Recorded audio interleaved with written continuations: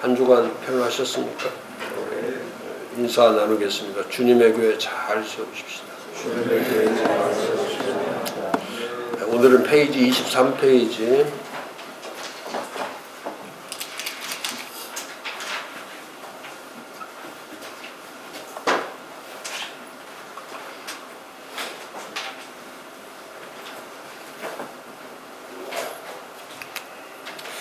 코로나 팬데믹 시기에 지금 교회의 모습을 좀 배워가고 있는데, 오늘은 세 번째로 타협하는 신앙. 23페이지 밑에서 네 번째 줄에 한국교회는 너무 안일하게 처신하고 또 쉽게 타협하는 신앙을 거부하고 일어서야 된다. 근데 이제 타협하기 시작하면 결국 이런 사태를 맞이할 수밖에 없는 거예요. 작년에도 마찬가지고 지금도 마찬가지예요. 20% 30% 예배 드리고 계속 이게 이제 지속되다 보면은 결국 이제 피해는 교회가 입을 수밖에 없는 거예요. 그리고 이제 영적인 스탠스를 잃어버리면, 그 영적인 이 스탠스를 한번 놓쳐버리면 다시 회복한다는 것은 보통 힘든 게 아니에요. 그래서 이 영적 유지가 참 중요합니다. 이 굴곡이 없이 그 스탠스를 유지하는 거. 성도들도 마찬가지. 한번 교회를 떠나면 떠나는 건 쉬워도 돌아오는 건 엄청나게 어렵습니다. 한번 비대면이나 이렇게 그 인터넷이나 디지털 이런 쪽으로 한번 빠져들면 그 다음에는 정상적인 예배로 돌아오는 것은 그건 불가능하죠. 목사님들도 마찬가지예요. 이제 목회에서 다른 것으로 목사가 바뀌어버리면 그 목회를 갈 수가 없죠. 그래서 한번 길을 잘못 들으면 돌아올 수 없는 길을 갈 수밖에 없는 거죠. 그래서 저는 가장 의식에서 나쁜 것이 타협하는 거예요. 타협하는 거. 이 세상과 타협을 하면 그 교회는 이미 본질을 잃죠. 그래서 이 타협에서 오는 것이 뭐냐면 이제 탈교회 개념이 오는 거예요. 탈교회가 되는 거예요. 거기 23페이지에 있는 것처럼 탈교회가 되면 교회의 권위와 질서와 진리를 상실하는 거죠. 권위를 상실하고 교회 어서리티를 잃어버립니다. 그러니까 교회가 권위를 상실하면 목사님도 마찬가지예요. 목사님도 목사가 하나님이 부르시고 세우신 그 권위를 잃어버리면 그건 목사로서 가치가 없죠. 그래서 그 밑에 보면 23페이지 절대성, 이게 권위에서 나오는 거거든요. 이 권위에서 절대성이 나오는 거고,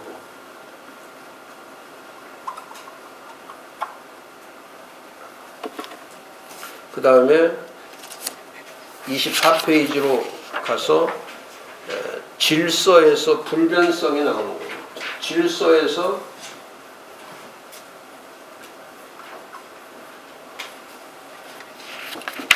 불변성이 나오는 거고, 그 다음에 이 진리에서 영원성이 나오는 거예요.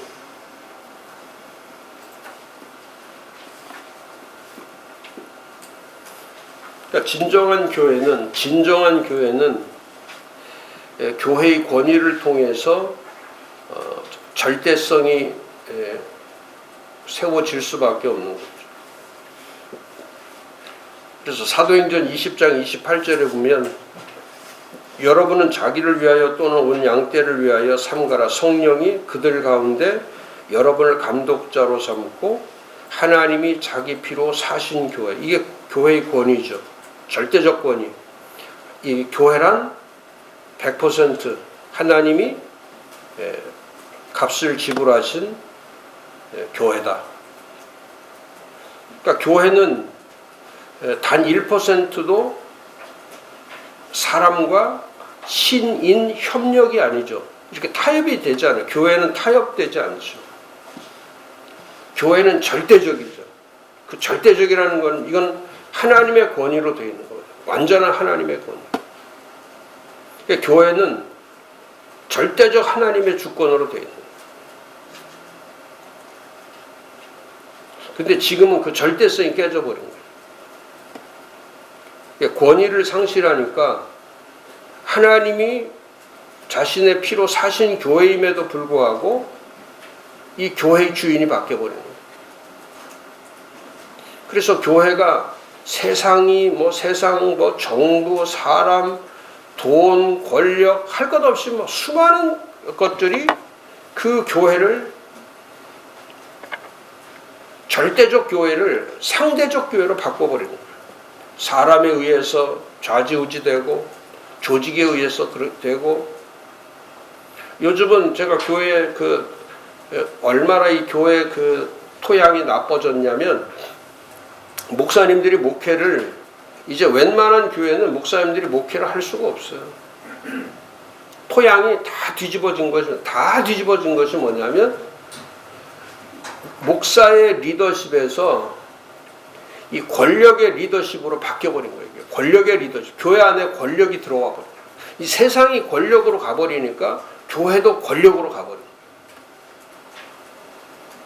그래서 교회의 리더가 바뀌어버린 거예요. 목사가 리더인데 영적 리더 아니에요. 하나님이 세우신 영적 리더인데 교회에 장로가 리더가 된 게 아니에요. 안수집사가 리더가 되고 권사가 리더가 된 게 아니라 교회 안에 권력이 리더가 된 거예요. 교회 안에 있는 젊은이들도 애들도 전부 다 이게 권력 행사를 하는 거예요. 다 권력이 다.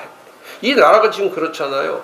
이 권력으로 모든 게 청와대만 권력 있는 게 아니에요. 정치인들도 법조인들도 언론도 전부 다 권력 행사를 해서 이번에 토지공사 이런 그게 다 권력의 권력.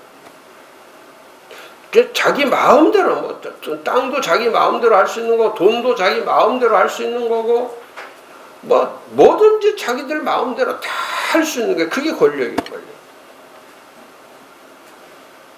근데 교회는 권력으로 세우는 것이 아니라 교회는 권위로 세우는 거예요. 하나님의 권위. 하나님의 권위. 그러면 이 세속적인 것이 교회 안으로 들어와 있을 때 이런 코로나 팬데믹 때 포스트 팬데믹 교회를 세우려고 할 때 누가 이 교회에 지금 이렇게 추락된 교회의 권위를 이 추락된 교회의 절대성을 어떻게 이걸 끌어올릴 수 있냐. 그게 진정한 교회 운동이죠. 저는 지금 코로나 이 팬데믹은 우리에게 지금 엄청난 하나님이 하신 일이 이번 설교에도 넣어놨지만은 지금 하나님은 계획하시고 모든 것을 계획하시고 그 계획하신 것을 그분은 결정을 하시는 거예요. 계획하신 것을 결정하시고 그 결정하신 것을 집행하고 계시다고 해요. 그럼 지금은 계획의 단계냐 결정의 단계냐 저는 그렇다고 생각해요. 지금은 하나님이 집행하고 있는 거예요.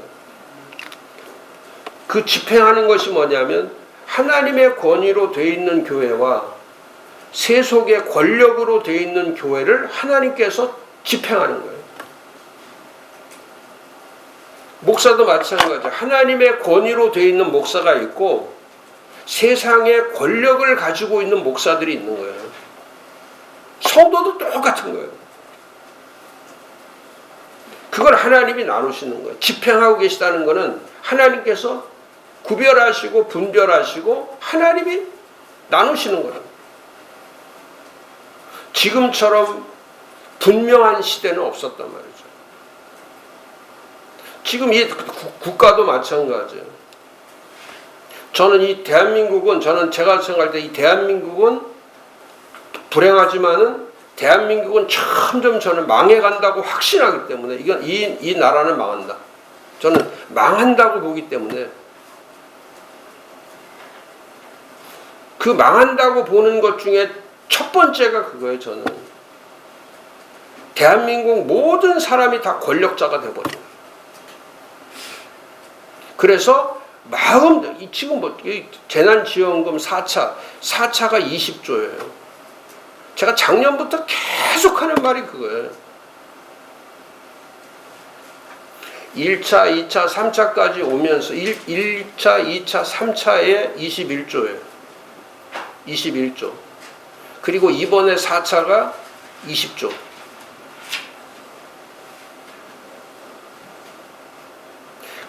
그게 권력이에요. 돈 주는 자와 돈 받는 자의 권력. 모두가 그런 거예요. 돈을 주면서도 권력 행사하고 받는 사람도 그걸 수치스럽게 생각하지를 않아요. 다 받는 게 당연하다고 생각하는 그게 권력이에요. 그게 나쁜 권력이다. 아주 나쁜 거. 그게 나라를 망하게 만들어요. 그렇잖아요. 개인도 마찬가지예요. 자, 제가 빚을 지면은 그렇잖아요. 우리 연구소 운영할 때 제가 빚을 지면은 제가 갚아야 돼. 내가 다 갚아야 돼. 자, 국민이 빚을 지면 국민이 갚아야 되는 거예요. 대통령이 갚지 않아요. 정치인이 갚지 않아요. 국민이 빚을 지면 국민이 갚는 거예요. 결국 그렇게 돼 있는 거예요. 이건 국민이 빚을 지는 거예요. 국가가 빚을 지는 게 아니에요. 왜? 나중에 빚진 거 다 얘기하면 국민들이 다 받지 않았냐? 그 모든 책임이 누구에게 돌아갈 수밖에 없냐면 그건 국민들한테 돌아가는 거예요.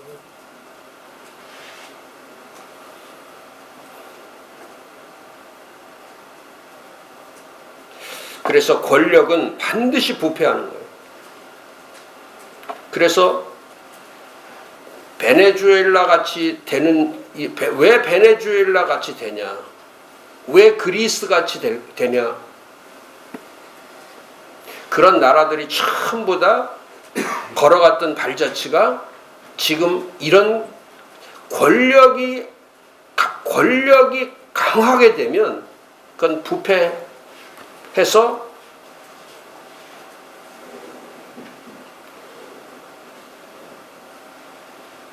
교회도 그렇게 되어버리는 거예요. 교회는요, 정말 하나님 앞에 무릎을 꿇어서 겸손해야 돼. 하나님 앞에 겸손해야 하나님이 그 교회를 붙들어주는 거예요. 성도들도 마찬가지, 목사도 마찬가지. 하나님 앞에 낮아야 돼. 무조건 낮아져야 하나님이 일하시는 거예요. 근데 우리는 자기 자신도 모르게 이미 국민 한 사람 한 사람이 전부 다 뭐로 바뀌었냐면 권력자로, 본인들이 전부 다 심판하고 본인들이 비난하고 본인들이 비판하고 본인들이 결정하고,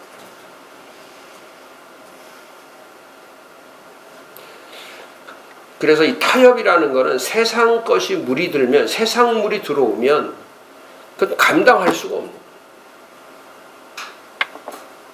그 신학교 때도 그게 중요하잖아요. 신학생 때, 신학교 다닐 때, 20대 때 중요한 게 뭐냐면 물이 잘못 들어가면 그건 그 물은 평생 빠지지 않아요. 한 번 잘못 들어가면. 그때 신학생 때 돈 맛 알고 세상 맛 알고 그때 이상한 맛을 느끼는 걸 자꾸 경험한 사람은 목회를 하면서도 그걸 지워버리지를 못해요. 못 지워버려요. 이거. 그게 그대로 몸에, 그래서 이 체질이, 이게 체질 바꾸는 게 그게 어려운 거예요. 제가 목사님들한테 자꾸 공부하라고 하는 이유가 그거예요. 저도 마찬가지고 저를 포함해서 자꾸 일주일에 한 번씩이라도 연구소 와서 자꾸 공부하라는 뜻이 그거예요. 그래도 자기 삶에 목요일 날은 다른 것을 제쳐놓고라도 나는 거기 가서 그래도 듣고 그 자리에 있어야 된다. 이게 그 자체가 뭐를 만들어 주냐면 그게 체질을 바꾸는 거예요. 체질을. 뭐 은혜 받고 안 받고 그건 두 번째 문제고 내 삶의 프라이오리티를 만들어 간다는 거는 그게 엄청나게 중요해요.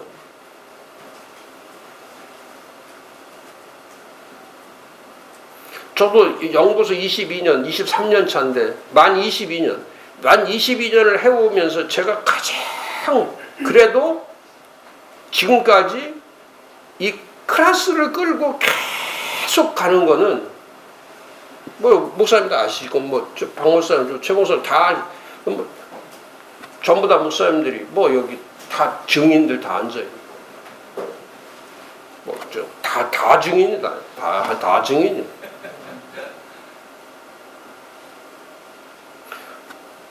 제가 뭘 득이 되고 안 되고 그런 문제가 아니라 뭐 이건 우리 교회 성도들이 그렇게 돼야 되는 거예요. 성도들이 그렇게 돼야 되는 거예요.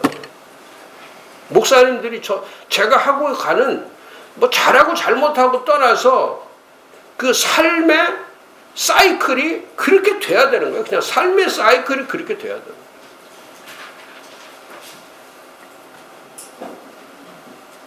그럴 때에 결정적일 때 그렇게 됐을 때 어떤 결정적인 문제가 생기고 결정적인 일이 될 때는 그때 하나님이 그때 가서 하나님이 그때 세워 주시는 거예요.